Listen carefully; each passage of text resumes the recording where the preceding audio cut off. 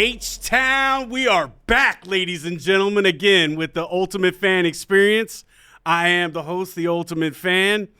I got a funny dude that has just decided to come on the show, and I'm excited to interview him. And just, he's an H-Town boy, born and raised. Chinedu, welcome to the Ultimate Fan Experience. I'm not gonna lie. First, when you said Chinedu, I think you say Chinedu. What it do? I thought you said that. I go first. I'm with it, man. Well, we can start over. Chinedu, what it do? What's happening, man? What's going on, brother? No, happy to be here, man. First of all, thank you for having me, man. Y'all have no idea, y'all. If you've never met the Ultimate Fan in person, it literally is like when you meet the Undertaker of football fans. Like, this guy's ominous. Guy works out. Great beard, glorious beard. Glorious beard. Glorious beard. One of the biggest in Houston. Yeah, man, glorious beard, man. My beard game not too bad myself, though. Right. But he literally has a full crochet braid. Full on braid, okay? That is prime Remy. Done by me, ladies and gentlemen. I don't have anybody do it for me. So I've been doing it all by myself. And so thank you for the acknowledgement, because it's a lot of work taking care of this thing, man. It's 5.5 years of growth, so a lot. And I'm watching. There's no food in it right now. No food in it. No, that's it. It's right. It's well manicured. I promise you that. It's well taken care of. I promise you that, man. Oiled and all.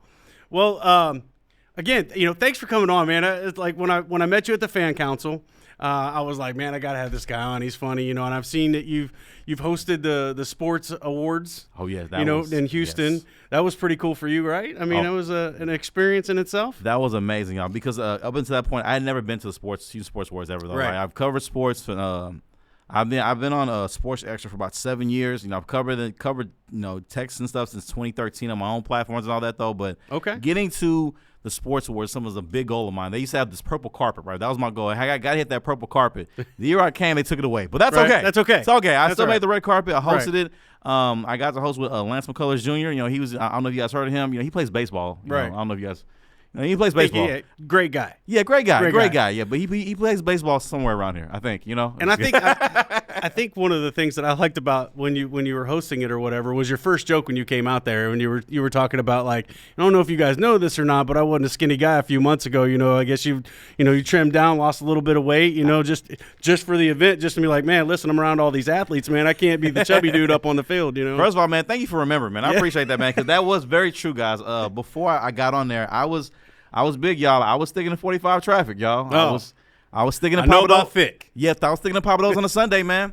I was sticking to James Harden when he left the Rockets. That's how big I had gotten. And that dude didn't miss a buffet at all. At all, man. He missed a buffet or amazingly a layup too, man. Damn near missed training camp, but he was. I mean, he was out here looking like medium sized Mark Henry, right? A little bit. You watch wrestling fans go put him side by side. He was getting there, but but as soon as he left, he dropped. And that dude's the strongest man in the world. And Harden's beard was glorious, and one of the reasons why I was like, man, he can't have the best beard in Houston, So I was like, especially he's on his way out too, man. Right. Love Harden, though, man. But that last season, man, that boy did not miss a Papa Do's plate. He did not give a damn. No, he didn't. It was but he left and dropped the weight. So I don't know how he did that, man. He went to Brooklyn and dropped. It was like 30 a week. Pounds. Yeah, a week. I'm like, no, how did you do that? Probably all the running he had to do in Brooklyn. Yeah. But shout out to James Harden, man. Partial owner of the Dynamo. Right. We love the Dynamo as well, man. Absolutely. We love all Houston teams. It's H-Town. This is like the biggest H-Town podcast. I will agree. I'm all about H-Town. I will agree, guys. And again, like literally, this guy screams Houston through and through. When I say if you don't go to the games, you literally scream Houston, right? Yeah. Through and through. Like me out there screaming. I'm like, this dude is scary as hell. I met him. I'd seen him. You see him on TV and things like that, and pictures again, like the Undertaker. You know what I'm saying? But you meet him, he's Mark Calloway, regular dude. Like, okay, you a regular human being. I wasn't sure. He'd be kind of scary. He was like, yeah, what's going on, man? Right. Oh, you. I felt the so paint dumb. comes on and you're like, whoa. I was like, well, you speak. I was like, oh, shit. I was like, oh, snap, man, really. But I said he one of the nicest guys you'll ever meet, man. Like when I first got to the fan council, one of the first people out there made me feel welcome. Let me know where the food was too, man, because that's what I was looking for. Yeah, man. the food was oh yeah, it's always delicious. Delicious food, but man. It was funny because like when you first came up, you were like, man, I don't even know if I want to get up and talk to that dude. And then I was like, hey, man, I'm Steve. How you doing? He's like, yeah, I know who you are, man. How you doing? I was like, do you act like people don't know who you are, man? I was like, dude, you're the most fan. Like outside of the football players, like I'm probably one of the most famous people in the Texans franchise. Like don't literally. say that. I don't know about that. I don't know about the fame. Outside the play, like literally, you can see you on football cards and videos, highlights, all that stuff. Right. And almost every Texan package I've seen on ESPN, you're in there somewhere. Somewhere, right? Always. I try not to miss the camera, and the camera tries not to miss me.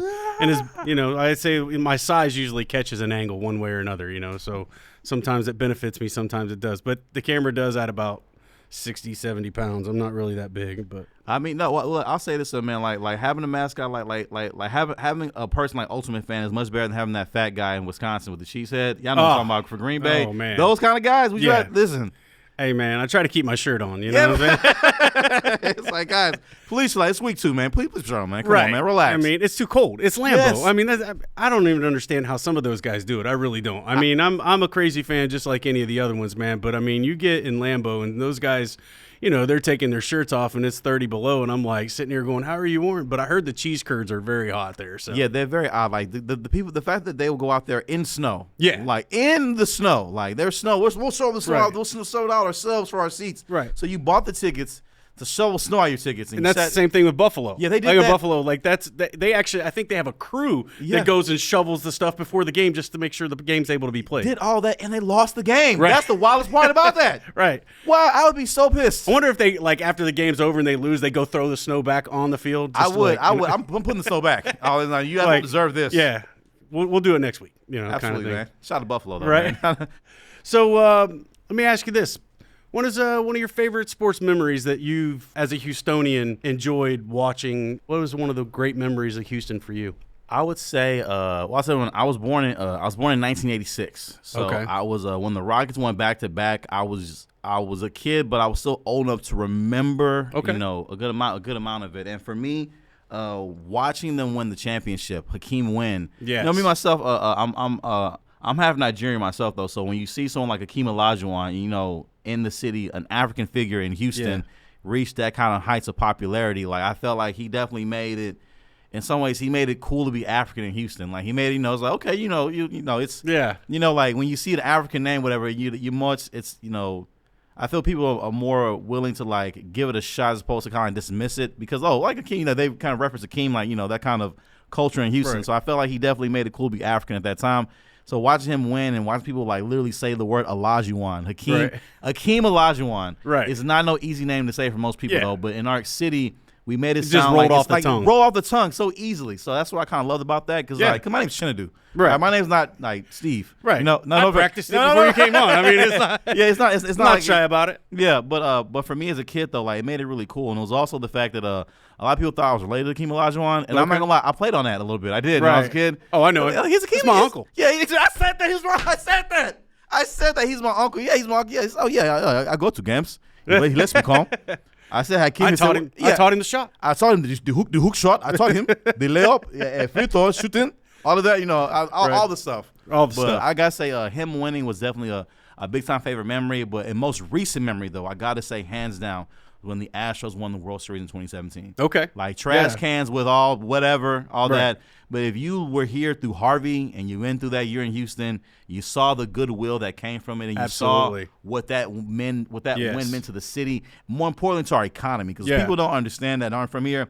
Sports is a true lifeblood economy in our city. Yeah. Like from the actual teams to the vendors to the watch parties to the meat companies that rely on people to buy the meat and the food for these games. The guys like J.J. Watt who did look at all the stuff that he did for Harvey and just he went out of his way, millions and millions of dollars. Millions and millions of dollars. Now, that's it's it's deeply woven into Houston tapestry. Yes. How sports is a part of our culture and our economy. The Southern hospitality is the way down here for sure. And so when they won, you saw, the streets were filled with orange, man. It was amazing. And it was just a great time.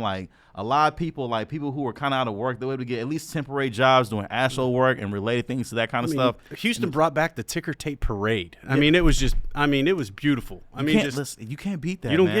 You can't beat that. So all the New York Dodger Yankees fans, exactly. Dodgers fan, they beat y'all at LA though, right? Right. That last game was in LA, so there you go. Whatever, and LA cheated too, man. Y'all just mad because we got caught, and I feel with what Astros did, and we were just taking out the trash. Exactly, and I hope I don't get heat on here, man. Some people may get upset though. But look, Man, what the Astros allegedly did, other teams have done in the past though. So get over it. We just happened to get caught at it one time. Man. You know, I mean. We did everything. We fired AJ. We apologized. God, done what you want. We want the trophy back. You ain't getting the trophy back. No, we ain't giving it back. No. If we give ours back, the Yanks got to give back at least 4 or 5. At least 3 or 4. At least. At the very least. Being a comedian in Houston, and like I said, Houston, if you have not gone and watched one of his shows, man, before this is out, you got to let people know when you're going to be out and about. You guys got to go out and watch it. He's a hilarious guy. Growing up, and, of course, I'm sure you had somebody that you looked up to. Mm-hmm. And, as far as comedians go or whatever, give me your top 5 comedians that you look up to that you were like, man, I got to be as funny as this guy. Oh, absolutely, man. Definitely. I got to start with Sinbad on there. Number 1 is Sinbad. Necessary Roughness, Sinbad. That was like that was one of my favorite movies. By Sinbad. It was like, not so much the genie one, but they say that he didn't make that movie. But. Listen, he made the movie, guys, and I know what you mean too, because I've seen. Right. Listen, he made the movie, guys. Okay, I know that people say it's like this is the a butterfly effect, whatever. Right, guys, he made that. Of course, movie. he made that movie. Just like I watched it as a ton when I was a kid. We watched it just like when I was a kid. This is random. When I was a kid, I remember seeing Nelson Mandela's funeral on the news. I could be wrong again, but I was just like 93, I'm pretty 94. sure you're right. I remember seeing that on the news. I was like, he's president? I thought he died like 12 years ago. What? Right. But Sinbad, Eddie Murphy. Of course. Let's say Martin Lawrence. Yes. Dave Chappelle. Okay. Dave's in there. Love Chappelle. I feel to me like Dave's like the GOAT. Like right. Oh, he is the GOAT, man. And the Chappelle show showed everybody that he was the GOAT. Oh yeah. And there's one more. He Some may not know him as well as the other 4 though, but his name is Godfrey, and to me, he's on the list for me specifically because not Gilbert Godfrey. Right? Yeah, no, not Gilbert Godfrey. His name's Godfrey, Godfrey, Nigerian comedian. All right. He I first saw him on Comic View when I was 13, when I was like 12 years old, whatever. Because I want to do comedy, but I had Nigerian jokes. So most comedians, especially like most like black kid comedians, they talk about how crazy their dad is. They had a black dad, things like that. I'm whoop your ass, something like that. But for me, like my dad's African, right? So like my jokes were different though. Like my dad wasn't pushing sports like some of the other comedians were that I saw. Whatever, he was pushing school, and so it was different. Of course, so I wasn't sure how to connect. But I saw Godfrey. He went up there and told the same jokes. Not that I had though, but like his experience with his dad was the same thing as mine, and he was cracking up laughing. So for me, I valued him because he kind of let me see that it could be possible. So I feel like he's on there for more so I needed him to exist really so that I can see that I could do it for myself as a Nigerian comedian. Because I felt like in the Nigerian MCU, if you will, he's like the first Avenger. So we have a lot of comedians out here though that do things like African Ace, the Wowo Boys, OT White, Basket Mouth, all those kind of guys, really funny guys, but to me, Godfrey was that guy. Right. To me as a kid, though, and you see him still later. Like he hasn't aged a day. Like he still looks like he's 35. Yeah. He's really 80. But he's really like he looks 35. I don't know how he does it. Give me the tips, Godfrey. If I ever meet you one day, man, I appreciate you for existing. Absolutely. I think one of my favorite comedians has always been Steve Harvey. Like I think he's hilarious. The Kings of Comedy. Yes. Bernie Mac. All of Bernie Mac stuff. Like, I mean, Mac everybody Man. Just knows him as the TV show, but like I knew Bernie Mac when he was on Def Comedy Jam. I ain't scared of you. Wait a minute, my man Steve. Wait a minute, I'm on Def Jam. Yes, dude, I'm old enough to know about Comedy Def Jam. Dude, I was still young enough to see him. I mean, Martin Lawrence, all the guys that came on there. I mean, it was a really cool. And when Bernie Mac came on there with the painted pants and the colored shirt, and that performance, that was iconic. That came out, I ain't scared of you, mother, because that was iconic. Exactly. Because everyone before that was bombing before he went out there. And when he went out there, the I ain't scared of you wasn't hitting until like about 5 or 6 times until he got into it. And then he would just be like, drop down and be like, I ain't scared of you, mother suckers. Yeah. And he killed. And he killed. And even growing up, I mean, I was, I don't know who didn't listen to Eddie Murphy, but Jeff Fox, not Jeff Foxworthy, but Jeff Fox was a comedian that when I was a kid, my dad gave me his tape, and it was funny because I had his tape, and I wore that tape out. There were 2 jokes, and I probably can't tell them on here because I probably can, but it's not appropriate to tell her, but there's a joke called Archibald Barisal. And if you ever get to hear that joke, go on YouTube, anybody watch it, go to Jeff Fox and look up the Archibald Barisal joke. I tell everybody it's the joke that you'll remember, but you'll never forget. You won't be able to remember, but you'll never forget, kind of thing. I know exactly what you mean too. Yeah, man. It's just one of those jokes, man. And as a comedian too, like that's really what you want. Like when you leave a set, whatever, like you don't expect everyone to remember everything, right? But if they remember like the flow of it, the story, if they walk out with quotables, that's how you know you did a good job. If he was funny, what do you talk about? I don't know, but he was funny. Right. That's and that's one joke. I'll lay $100 bill on the table, and if you can tell it back to me, I'll give you the $100. I'm looking up tonight, man. I'm getting that 100. So, I know you've been to a few Houston games. Mm-hmm. Probably done a few tailgates. What's your experience like there? What's it like with the fans? I would say the people make it amazing for me. Just because, like, in my mind, I love what I do as my career. I love being a comedian. I love my work on TV and all that. But I forget that, when people say you're a celebrity and all that, like, I feel like I don't like saying that kind of stuff because I feel like it's kind of like a move to say it, kind of like an ego thing. Like I don't want to say it like I feel like I'm a public figure, which is cool. And people know, the work I do is public and all that though. But and people view you as a celebrity, and they're like, when people get excited to see me and things like that, that really does mean a lot to me. It's amazing because it's what you wanted for so long, and when it happens, it's really amazing. Like people. They told me like their day is made by meeting me. I was like, dude, like I just got through farting in the alley right there, hoping nobody was gonna walk through there, man. I'm happy I made your day, bro. I really Wait, hold on. That's still behind me. Wait, that's the garbage back there. Yeah. You smell that? Oh yeah, but that's what people say when like I've had somebody go, "Oh, you're famous." I'm like, you know what? Famous people get paid. Yeah, I'm popular. There's a difference. I was like, yeah, famous people are millionaires. Like me and Kevin Hart. I'm a hundredaire. Yeah, exactly. Yes. Listen, 100 air, just one in there. One of them. Me and Kevin Hart do not have the same bank account numbers at all. I don't make bones. I make a bone. Exactly. That's it. That's Give the dog a bone. I tell some people, say, man, we love Texan games, man, but we get to go there free. Like, listen, Like I'm not pulling out money for like them level tickets on the front row. Like no. They it's gonna be even harder this year to get a ticket to get into the game. So and when I tell you too, like and honestly, almost rightfully so, man. Like I've never seen the energy and atmosphere like this, man. It's so amazing. Like that. Like if you had it's a lot to come. Yes, a lot to come. Lots to come. Wait, hold on, pause. But I'm just kidding. I'm just kidding. But like, if you had the pleasure of being at that watch party when they played the Ravens. Oh.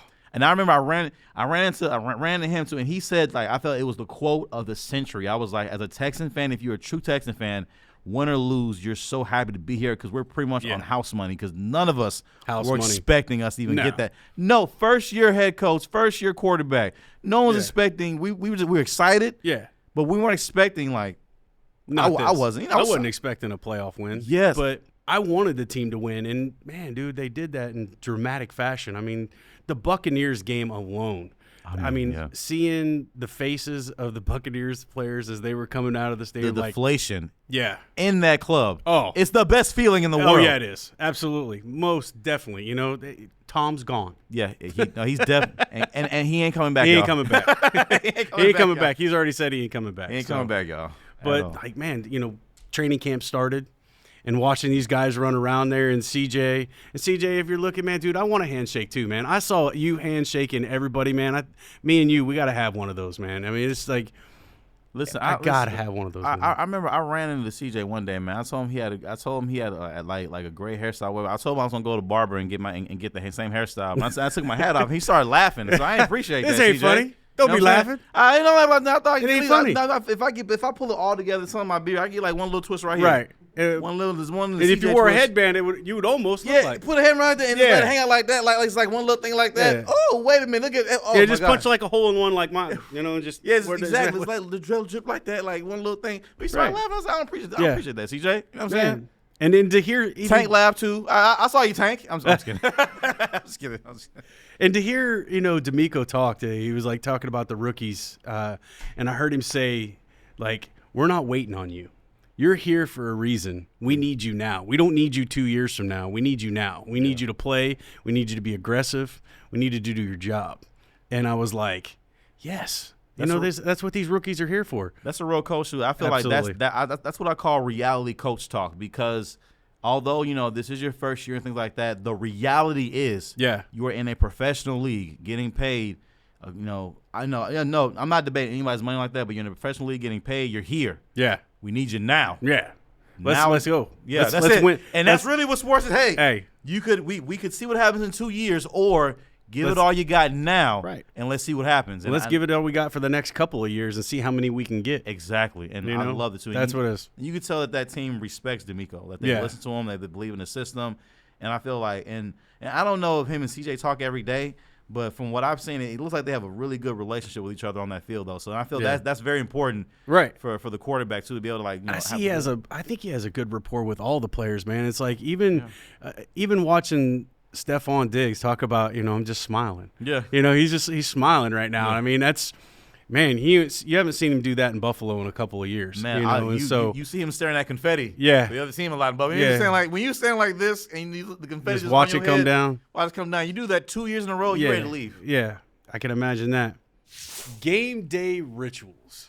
Like, I mean, I know I have game day rituals. There's things when the first thing I get up on game day is, I'm usually pouring me a Crown of Coke, but that's. All right. That's one of the things I do to get ready in the morning. But, game day rituals, what is something you do when maybe you're not going to the stadium or whatever? Any rituals you have? Oh, absolutely. Well, for me, because I take great pride in making up-to-the-minute sports reaction content for Texans and for postseason Astros. I can't do Astros regular season. Yeah, thank you. So some of your stuff is really, really good. Thank you very much. I mean, it means a lot to me. It really does. Like, I do Texans every week. I can't do Astros because there's so many games. That's why I only do postseason Astros and postseason Rockets because it's too many games. Right. But for Texans, like I wake up, check the coverage. I work on pre-recorded content, whatever. Like, there's certain jokes that I'll record leading up into the game and already have ready, whatever. And so as I'm watching the game, I usually like watching at home. Although I love being there in person. Yeah. But when I make my content, it does me better when I'm at home with my cameras and my equipment. Less noise and less noise and more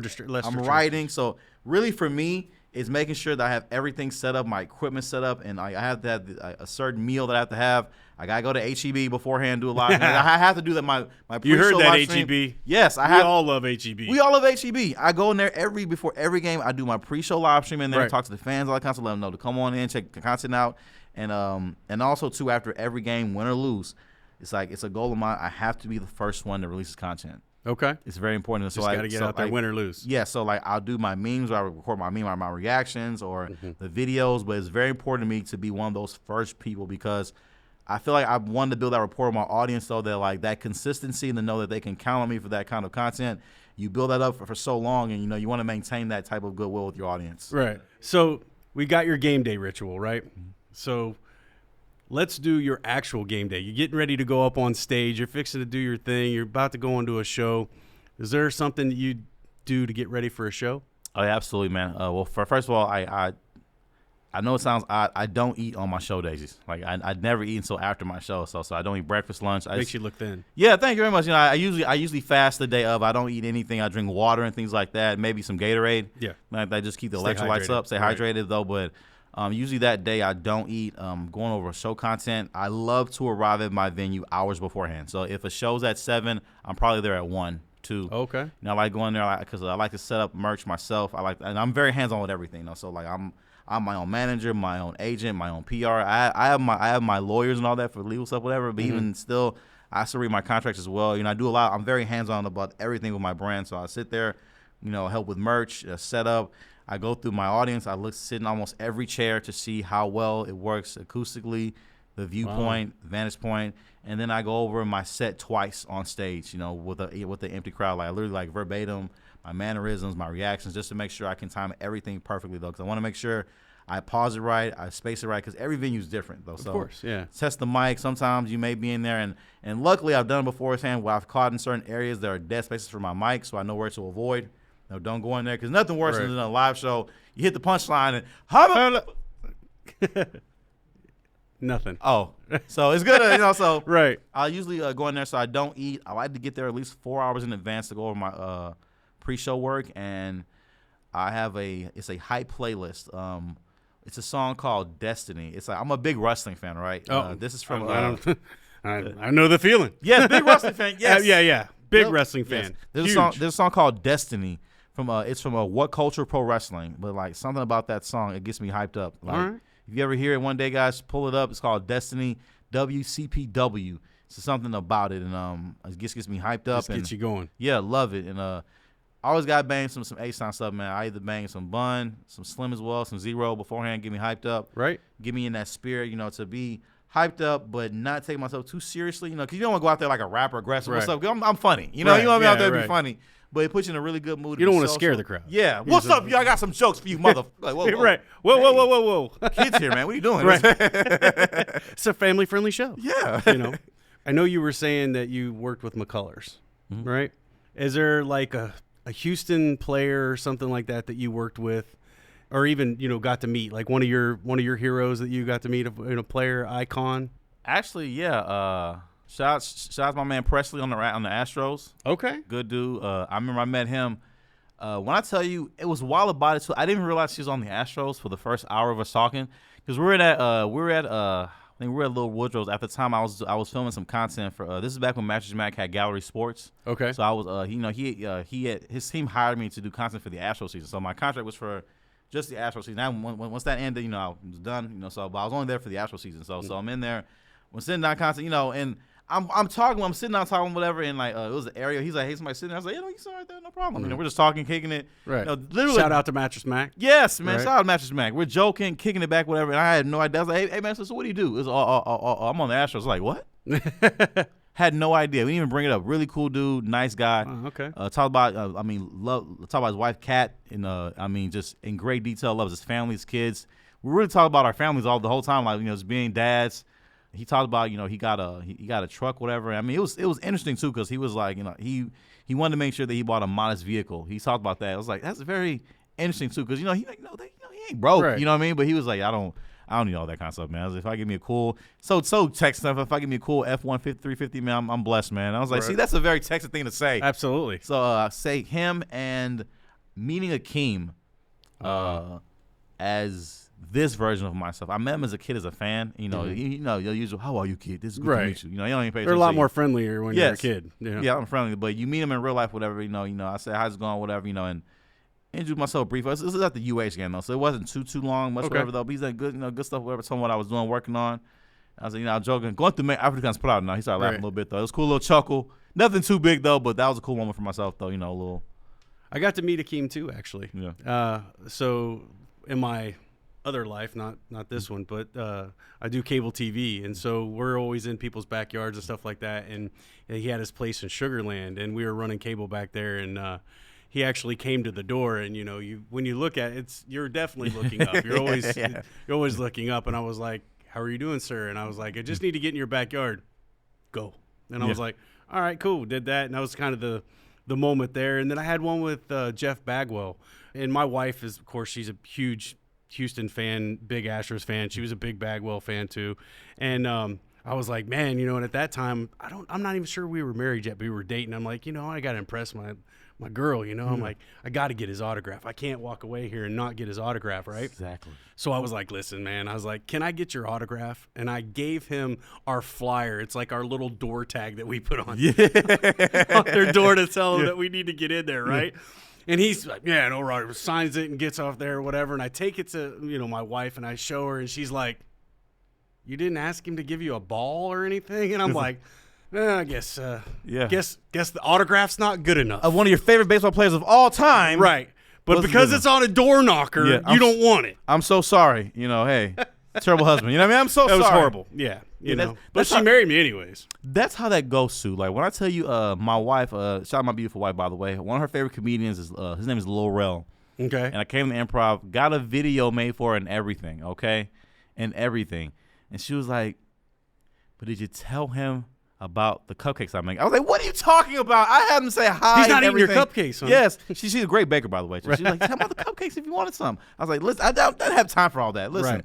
But yes, I do understand. Yeah, that's one of those moments, And I mean, for a guy who's met CJ, I mean, that's one of the guys I'm, hoping to meet soon too, So I mean, it's cool, man. Yeah. I gotta say, I met Tank Dell back when he was playing in UH. Cause I host UH games too. Right. But I'll say he's probably one of the nicest younger players you'll see in terms of like fan interaction. Mm-hmm. Like, I mean, I don't know him personally, nothing like that though. But from what I've seen with fans, all that, I've never seen him say no to a picture. Right. I've seen him literally be rushed out and he pause. Hey, come on. And I actually got to meet him at I was Little Woodrow's. That he actually was doing an autograph signing, and I was like, man, I'm taking this helmet. I'm going to get him signed it or whatever. And I walked up to him. I'm like, man, I'm a big fan. I'm like, hey, can you sign this to Ultimate? And he kind of looked at me like, Ultimate who or whatever, right? And I'm just played it off like, hey, man, listen, I'm a big fan. Trust me, soon enough you'll see me, right? And I went to the Travis Scott baseball thing, the softball tournament they had out there. The classic. Yeah, the classic. And Tank and him were standing side by, or I don't know who was Paul Wall. And Paul Wall I'd met a few times on the field and stuff like that. Great guy, man. Paul Wall, I love you, man. Shout out to Paul, man. Yeah, absolutely. So Paul Wall, I was like, tell him who I am, like that. And he's like scrolling on his phone out there on the field, and Tank turned around, he's like, and I'm like, yes, see you soon. Football season starts, my man. And I feel that's one of the things too. Like when you see Steve like without the makeup, if you see him as a civilian, like you feel like you know him. Same thing with Undertaker and Mark Calloway. You see him, it's like I know you are somebody, right? And you're like, I appreciate you coming on, man. It's been a great time, man. I mean, we talked some football, we talked some H-Town stuff, we talked some fan council, man. The only thing kind of left to do, man, is I got to give you a couple seconds, man. I know you're playing somewhere sometime fast, and I'd love for you to give a shout out, man. And I greatly appreciate that too, man. I want to say this has been a fun ride, man. This podcast, I'm wishing you nothing but the best on this podcast, man. This is going to be amazing. Listen, Crown Royal needs to sponsor this podcast, okay? He gave you guys some free promo right now. Sponsor this podcast, guys. It's very worthy of it. This guy has a lot of eyes of Texan fans who also drink Crown as well, so it's a very the Crown Plaza. Yeah, it'll be a like-minded partnership, okay? So give that sponsorship, guys. Your bottle would look really good right here. Right there. Hit them up, guys. But I would say for me, performing, my next show is currently You got a big show coming up, right? My largest show ever. I will be at the Sci-Fair Visual Performing Arts Center. Wow. This off of 290 in Matsky Road, a 1,500-seat theater. Wow. The show is called Life, L-I-F-E. Laughter is for everybody. Absolutely. Is the biggest show ever. Currently sponsored by Pepsi, Whataburger, Spa Cairo Houston, Bluebell Ice Cream, and the Houston Texans. Sweet. Yeah, so this Man, is a big show. You get a chance, you got to go see him. I mean, he's a funny guy. I mean, he's just proved it being on here. But, thanks for coming on, man. I enjoyed it, man. I appreciate you so brother. much, man. Thanks, man. Listen, and also, guys, listen, Texans, man. Look. We need to put him on a jersey. We need to give a limited edition jersey. Move the Texas logo. Put his face on there, man. It's limited edition, guys. Limited edition. There we go. You've been watching the Ultimate Fan Experience. We'll see you next week, ladies and gentlemen. Oh yeah.